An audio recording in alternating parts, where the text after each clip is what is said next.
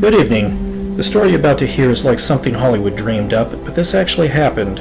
Oddly enough, Hollywood did make a movie based off a novel called Dead Calm that was inspired by the Bluebelle murders, but neither the book nor the movie were as extraordinary or hard to believe as what actually happened. For this podcast, I'm going to pick out only the most dramatic events, ones that I found particularly strange and heinous, and in which the perpetrators seemed particularly dangerous and odd, and of course interesting.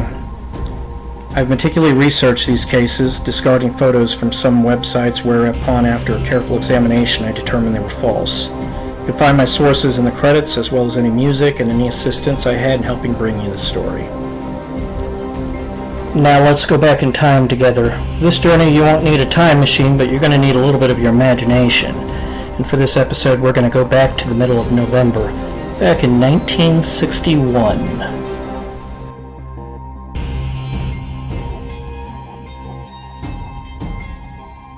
Julian Harvey was the kind of man other men were jealous of. Charming, popular, he came from wealth and was both very good-looking and very intelligent. He was a bodybuilder and a decorated war hero in World War II in Korea. He'd been a fighter pilot and conducted bombings. Later, Harvey skippered yachts and went through women and money like water. When I say women, I mean the ladies absolutely loved this guy. At least at first they did. They loved his wavy blonde hair, his wide grin, and his muscular physique, one that landed him a modeling job in his 20s. At 44, his muscles hadn't diminished with age, and he was still wooing young women. This guy seemed to have it all, and he seemed to know it, since he was both cocky and vain. His only real surface flaw seemed to be an occasional stutter when he seemed nervous, and a right eye that sometimes rolled beyond his control and unsettled people.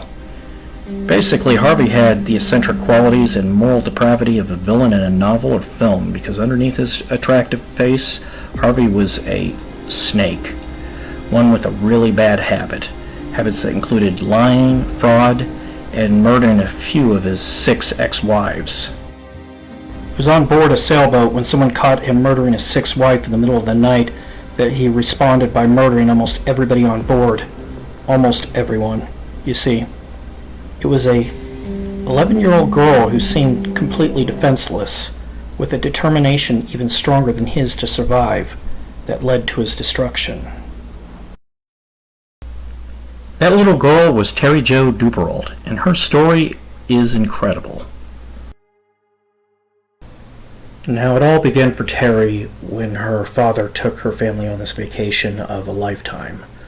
Father Arthur Dupperault was the American dream.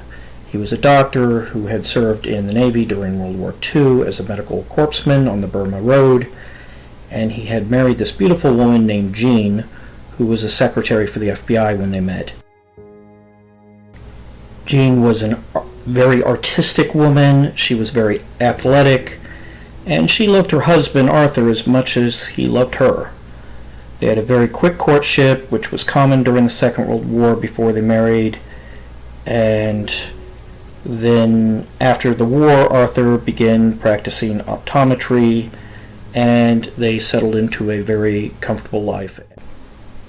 Now, among the 3 children Arthur and Jean had, there was of course the middle child, Terry, who, as I mentioned earlier, was 11, and then there was her older brother, Brian, who was 14, and her younger sister, Renee, who was just 7 years old. Now, the Dupperaults settled in Green Bay, Wisconsin, and throughout their brief lives together, they were close and had a pretty Leave It to Beaver kind of life. Terry wasn't particularly athletic like many of the other members of her family, but she was happy.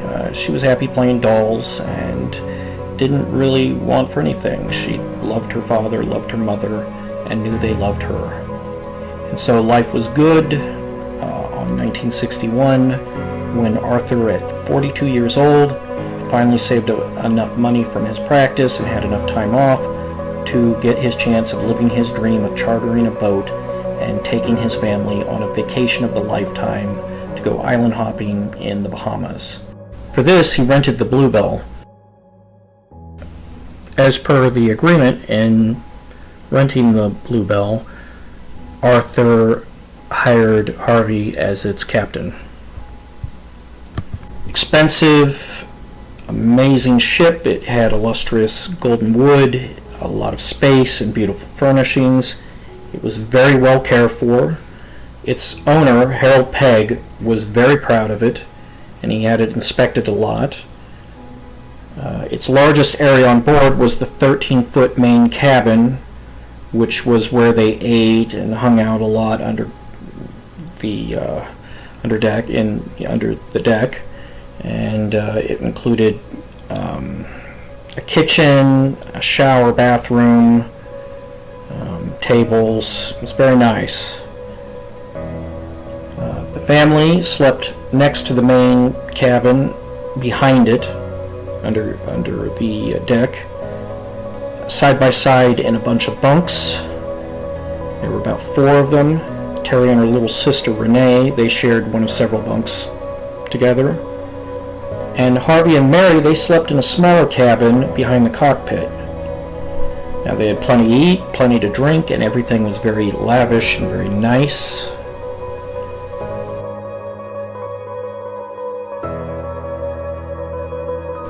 And so, with everything in order, the Dupperaults set sail for the Bahamas. They first reached Bimini, where Ponce de Leon searched for the Fountain of Youth. This is, I believe, where Hemingway was enchanted.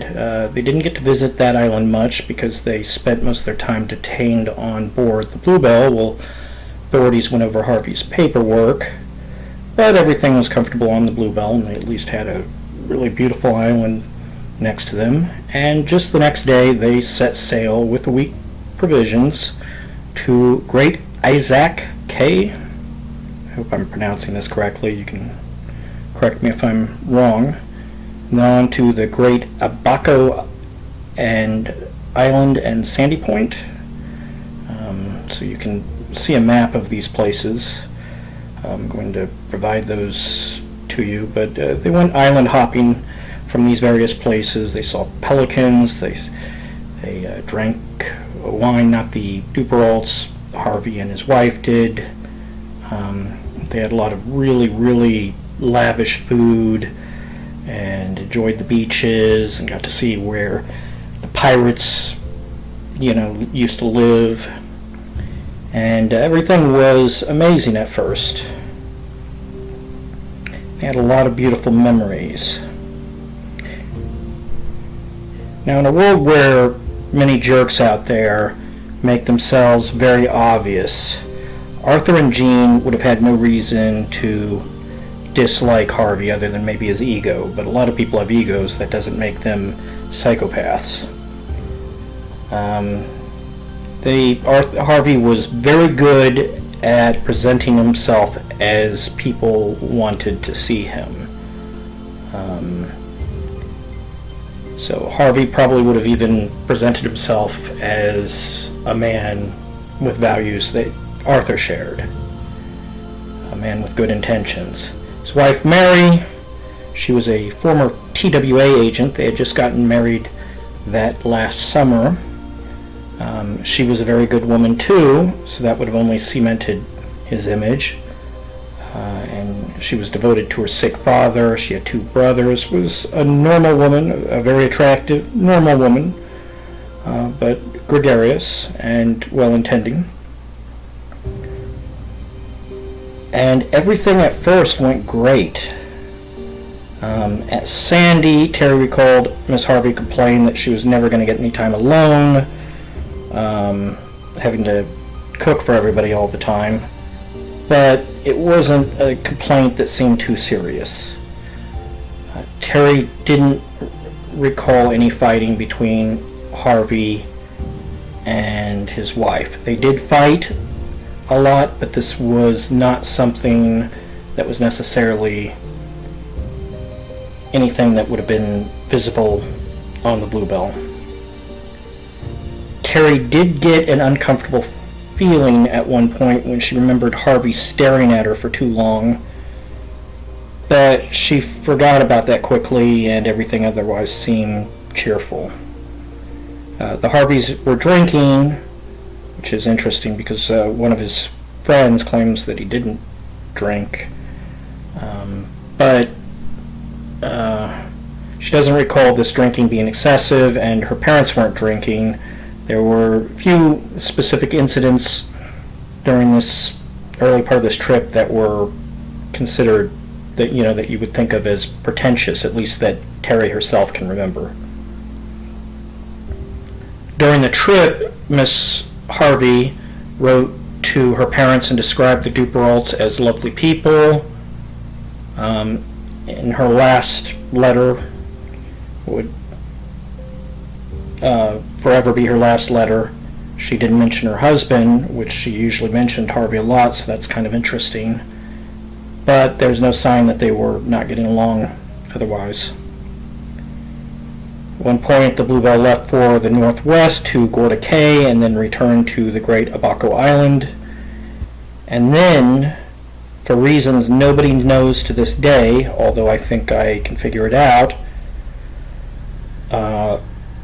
they decided to set sail at night. Now, Terry does not know why. People in her family said they don't know why they decided to set sail that night. However, to me, it sounds as if that was Harvey's suggestion because he wanted to murder his wife. And it's easier to get away with something even with other people around, obviously, if you do so at night. So more than likely, Harvey suggested that they leave at night. That would be very beautiful looking at night. That it would be an interesting experience, and he managed to persuade the other adults to set sail that night. Or maybe, he said for time reasons they should set sail that night. In the event, it sounds to me that he was planning on killing his wife, and he just made up a reason why they needed to set sail that night. And so they did. And exactly who was this Harvey underneath this veneer of friendliness and this great war hero? My name is Julian Harvey, and I am the greatest man you will ever meet. He might not have said that, but that demeanor was very visible in his photographs, and it's something that many people remember, that kind of attitude, his arrogance.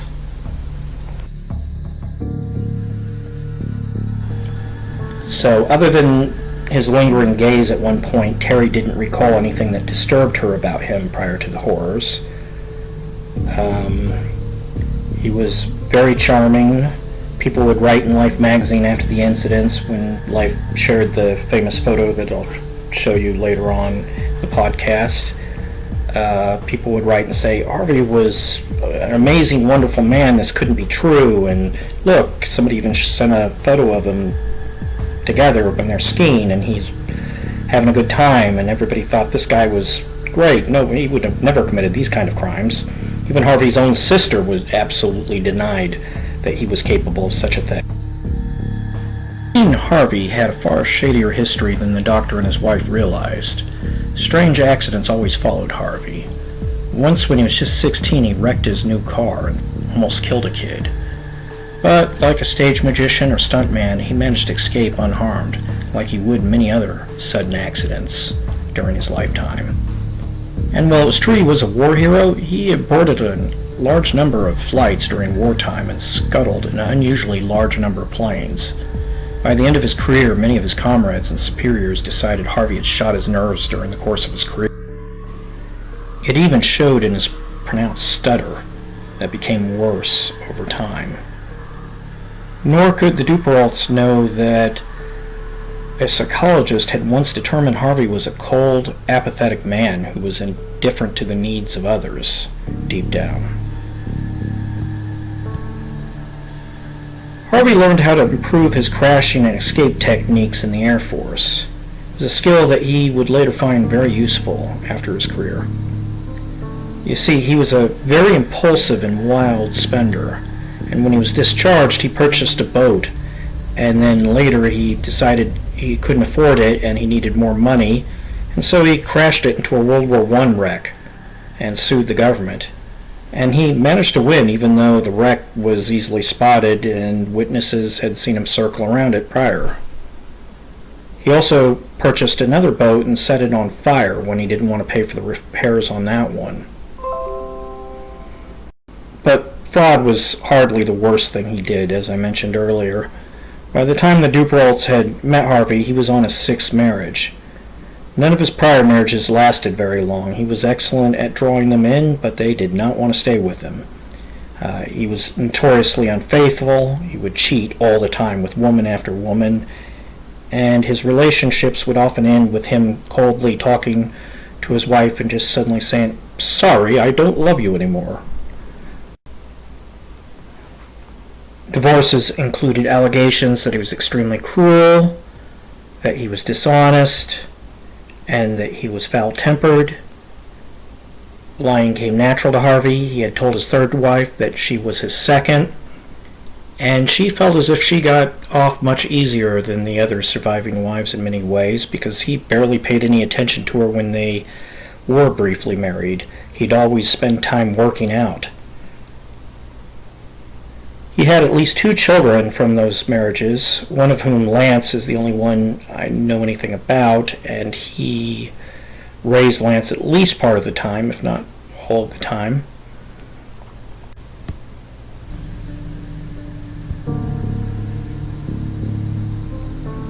The most disturbing of all of the incidents he had been in and his marriages prior to Mary was in 1949 when he was married to a woman named Joan, and they were driving with Joan's mother, Harvey's mother-in-law at the time, across a bridge, and suddenly the car skidded and flew off the bridge into a river, at which point Harvey leaped out at the last moment and Joan and her mother drowned. That was when he first gained the attention of authorities, because while people were down there gawking and horrified, Harvey didn't really seem to put much effort into trying to save them. He said that he had tried to help them, but witnesses claimed he stayed behind, and when the diver who went down there to retrieve the bodies went towards the wreck, the windows were rolled up, they were in their seat belts when they had drowned, and it didn't look as if Harvey cared or showed any sense of guilt, and didn't appear as if anything had been wrong with the car or anything was wrong with the roads. So at that point he had gained a lot of suspicion with a trooper, as well as that diver, and with that wife's father-in-law, who insisted an investigation commence. They thought this guy had killed her. He had had an insurance policy out on this wife, like he did with Mary, which I'll get back to you on her in a second. And he managed to collect that insurance, and there was nothing that could be proved. So there was a lot of overwhelming circumstance already that Harvey was a killer. So as I mentioned earlier, Harvey had been married to Mary for less than a year, and they did quarrel a lot.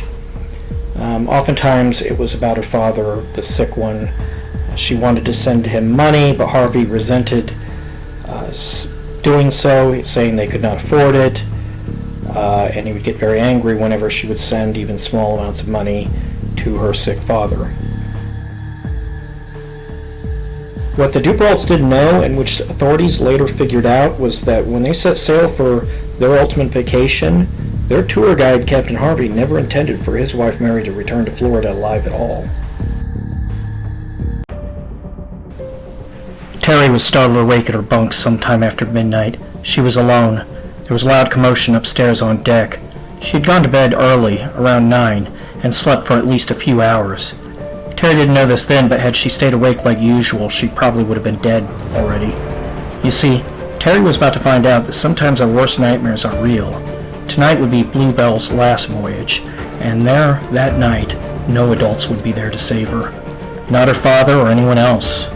Terry was about to confront terrible evil in a merciless environment that didn't care about her and her cries, and she was going to have to do so alone and isolated. "Help me, Daddy!" her 14-year-old brother screamed for the last time from somewhere beyond her cabin. She heard more screams and more noises. Terry was gripped with fear and confusion. Minutes later, the 11-year-old girl gained the courage to see what was happening. When she opened the door to the main cabin, it was then that the nightmare revealed itself. The corpses of her brother and mother were lying dead on the floor, covered in blood. Terry was filled with multiple emotions at once: grief, horror, fear. Where was her father, or her little sister Renee? She somehow found the strength to begin moving to the stairs leading to the outside world and whatever had done this. She never found out what happened to her father or Mary. She didn't have time to explore for very long. She remembers there was something bloody that looked like a knife lying near the cockpit. But she did find Harvey. Harvey was wandering around barefoot with wild eyes. He held something that looked like a gas can. He looked furious. She asked, "What's happening?" Then the predator spotted more prey, and he rushed at Terry, sending her below with a smack. "Get down there!" Terry didn't know what to do and fled to her bunk. She understood that her family was dead, but she didn't understand why Harvey would want to hurt her. The entire thing confused her, and she thought for a brief period that maybe he just didn't want her to see the blood. While on her bunk, waiting, she could smell oil and water from the bilges begin seeping into the room and covering the floor.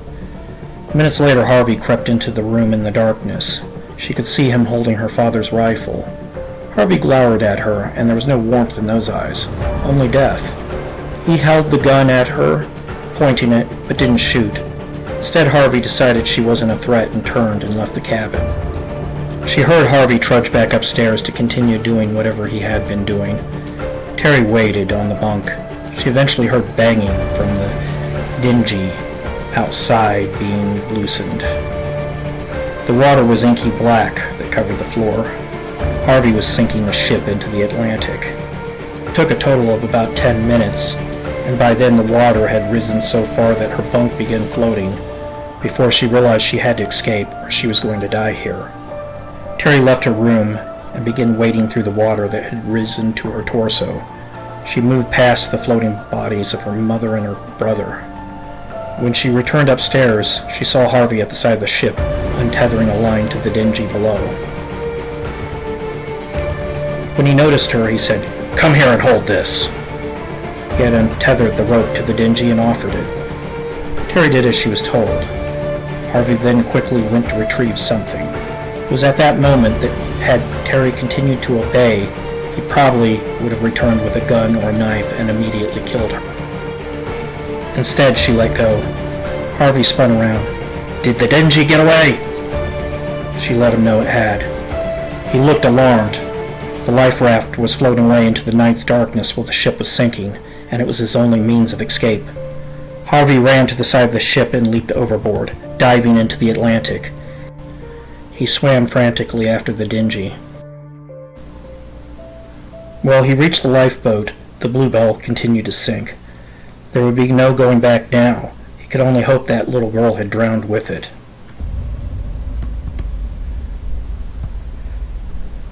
Sometime later during the day, a tanker called the Gulf Lion spotted Julian Harvey on his lifeboat. He stood up. "My name is Julian Harvey. I am master of the catch Bluebelle. He paused and then added, I have a dead baby here. I think her name is Terry Flo, Dupperault. Harvey explained to the captain and the crew, and later the Bahama Coast Guard, that a sudden gale had come along and started a fire, and when he went to prepare the dinghy, everybody had leaped overboard and drowned.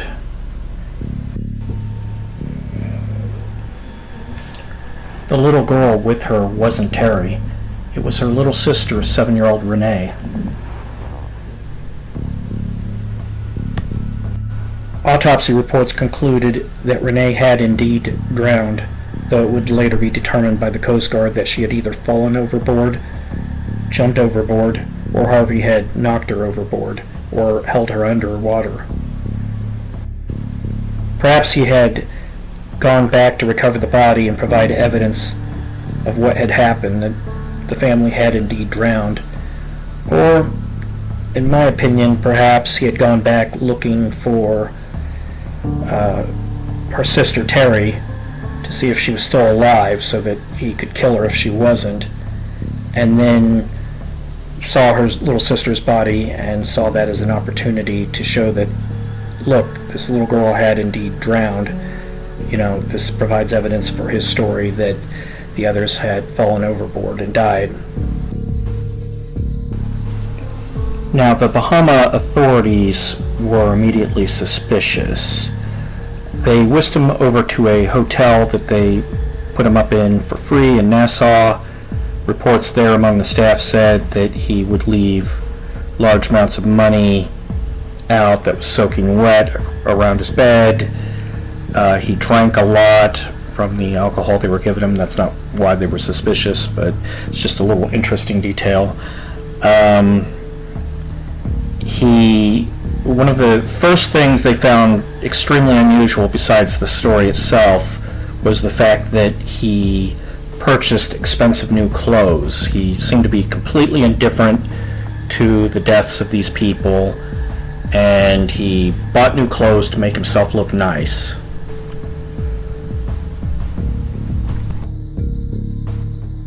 Instead of asking if they had found any survivors, like most people would, Harvey would say, "Have you found any more corpses?" There were no reports of fierce storms like what Harvey had claimed that had caused a fire. And if there had been a fire, why hadn't the lighthouse nearby seen it?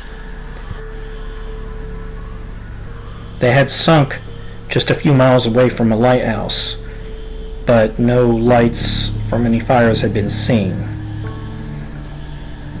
He also acted like he didn't know what to do in these kind of events.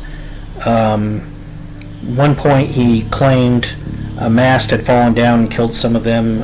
Inspections had been done, and on top of that, the physics didn't add up.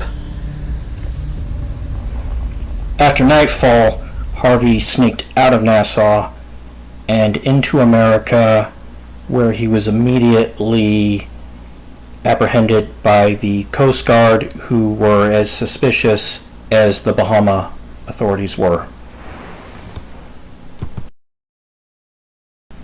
One person who immediately doubted Harvey's story was the owner of the Bluebelle himself, who had had the mast inspected and equipped so that fires could easily be put out. Meanwhile, Harvey was staying with Boozer while this was all happening. That Boozer was his friend, and under a vow of secrecy, he told him a very different story. He told his friend that he had panicked and he had leaped overboard when the events that he claimed happened that didn't actually happen occurred, and that he was just too ashamed to admit it, that he had gotten in the dinghy and left them all to die, and that when he came back, they were all dead. Ultimately, nobody was there besides Harvey, and despite skeptics, he was firm in his account of what happened. On a subconscious level, people who are extremely narcissistic don't consider anyone their equal, and for Harvey that would have been especially true of females whom he likely thought very little of, since he was particularly cruel to them. The only victim he had murdered directly had been an 11-year-old girl, and he had left her sinking in the middle of the Atlantic in a shark-infested area. Even if he had only found Renee's body afterwards, who was going to survive that, especially a kid? There were no other lifeboats.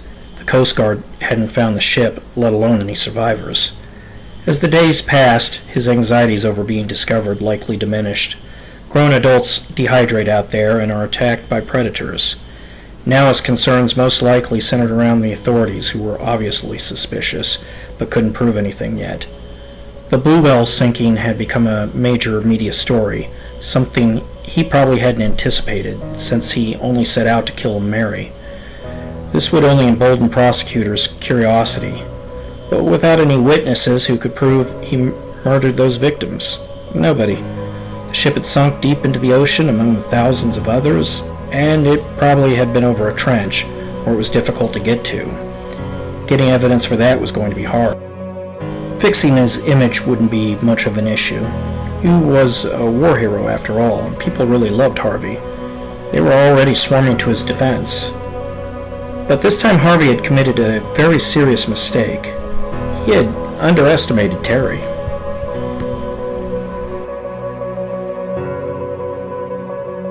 If you enjoyed this podcast, look for part 2 of Madman at Sea. That will be episode 2 of the Darkness Underneath podcast.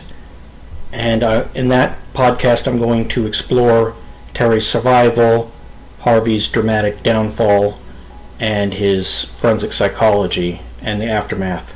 Thank you.